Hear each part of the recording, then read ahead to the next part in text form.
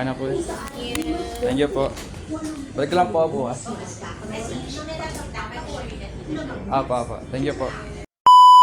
Isa na naman na nakakatamad na araw ngayon guys. At ngayong araw pala ay may pupuntahan ako. Pupunta nga pala ako sa baby ko para magpalambig. Kimi lang. Wala nga pala ako nun.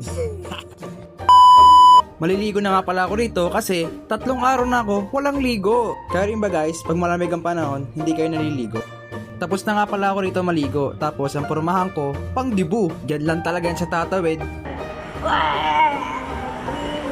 Pinupunasan ko na nga pala rito ang tsinelas kong may at ni Kopi. Tapos bigla ba naman lumabas ang kamay ni Spider-Man. Pagkatapos ko mapunasan ang tsinelas ko rito, agad-agad na ako nagpapogi sa aming salamin. Sa tuwing nakikita ko ang sarili ko sa salamin, nakikita ko ang mukha ni Alden. Aminin nyo guys, kamukha ko si Alden, di ba?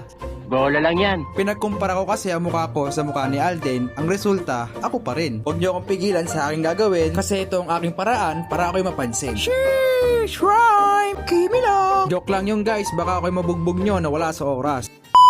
Naglalakad na nga pala ako rito papunta sa pupuntahan ko. Yes guys, naglalakad lang talaga ako kasi walking distance lang talaga ang pupuntahan ko at malapit lang talaga to sa amin. Kung mapagporma no, kala mo pupuntang Dibu eh. Ito nga pala yung school ko dati, yung elementary, at yun, gumanda siya nung nawala na kami. I mean, yung pag-graduate namin. Naman kayo, iba na naman nasa isip niyo, di ba?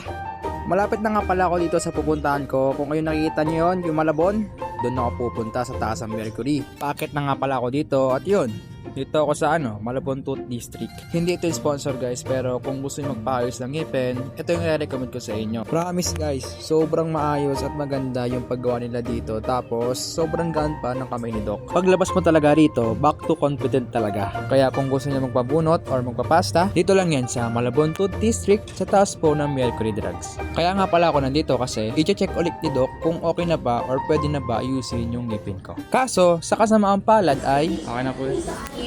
Thank you po. Balik lang po bukas. Apa. Thank you po.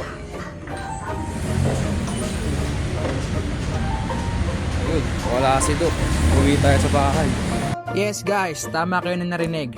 Wala si Doc. Doc, bakit wala ka?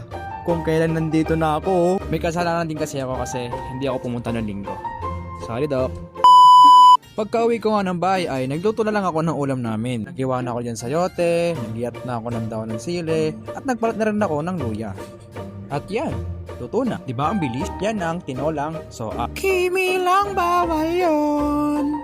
At dito ko natatapusin tong video na to. Maraming salamat sa panonood. Palike kayo, follow na rin. Sinayong ko na naman ng 3 minutes nyo.